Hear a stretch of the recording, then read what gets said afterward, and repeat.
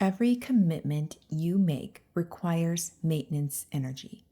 Not just the ones you're actively working on. I'm talking about every single one. The gym membership you haven't used since January, but you still don't cancel it just in case you change your mind. The course you bought 6 months ago that is still sitting in your inbox unopened. The stack of plastic cubby organizers you ordered on Amazon to clean up your kitchen drawer situation. The friendship you're not quite sure about anymore but haven't quite released. The pile of unopened mail you want to go through to make sure there's nothing you really need to keep before you toss it out. Your brain keeps tabs on all of these things, whether you realize it or not, especially the ones you're ignoring. Welcome to your mini memo drop.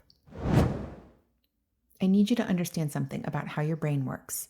It's running background processes on every incomplete commitment in your life. Every single one. The online certification you started, the room you were going to rearrange, the business idea you registered the domain name for. They're all pulling tiny amounts of energy all day, every day. You know how your phone battery drains faster when you have 30 apps running in the background? That's exactly what's happening in your brain right now. We think holding on to options keeps us free. We think that it's going to give us more future choices. We tell ourselves this is smart because we're keeping our possibilities open. But incomplete commitments are energetic parasites. They feed on your attention and your focus, whether you're conscious of them or not. I learned this the hard way in my own business.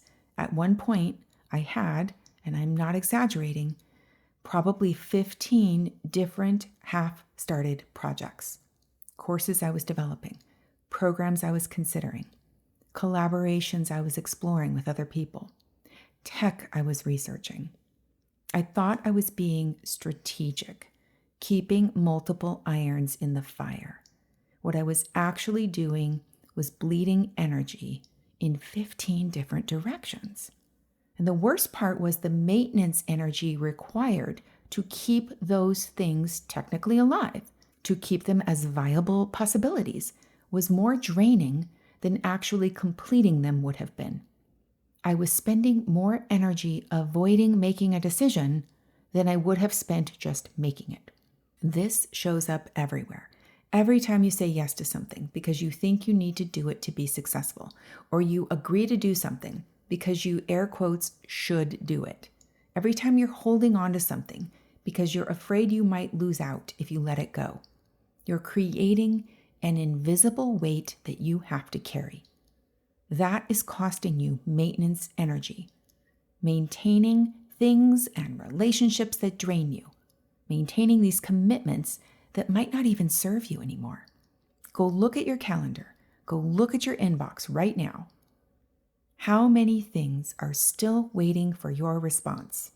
How many things are you keeping or hanging on to just in case? How many things do you leave unopened because you're going to get to it when you have more time? This is about way more than the state of information overload that we are all finding ourselves in right now. This is about a very specific energetic leak that comes from incompletion, from keeping things in suspended animation instead of letting them live or letting them die. I had a client a little while ago who couldn't figure out why she was so exhausted. She wasn't particularly busy. Her schedule wasn't packed. But when she did an energy audit, we found 23 incomplete commitments she was carrying. 23. And that's actually kind of a low number. A business course she'd bought and she was feeling guilty about not finishing. There was this volunteer position that she had agreed to do, but she really wasn't finding any joy in it. She had 3 different little odd jobs around the house that still needed to get done. A creative project that she had been almost done with for 2 years, partially booked vacation plans, stuff that needed to be taken to charity, old magazines she didn't want to throw away in case there were recipes she still wanted, a vet appointment she was putting off making. think I'm forgetting some. I can't remember all the rest right now. But each one of these was pulling a tiny bit of energy. And 23 tiny leaks add up to a flood. Here's what happens when you decide to release these energy parasites. You don't just get that energy back. It multiplies because stagnant energy that has been trapped in this maintenance mode, loves to get activated. Energy likes to move, to create, to build something. Going back to my business this year, when I decided to cancel, complete, or release those 15 half projects, I had so much more energy in my daily life.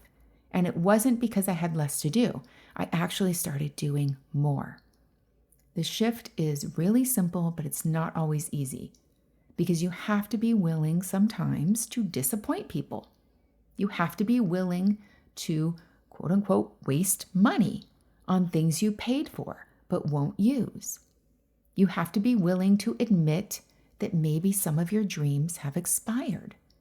And most importantly, you have to be willing to trust that anything you release is making room for something that's actually meant for you. So here's your homework. Find 5 things that are incomplete. Just 5.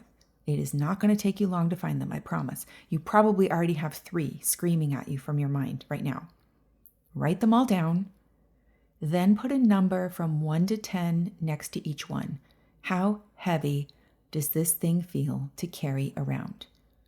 Now pick the highest weighted thing and take action. Today. Complete it.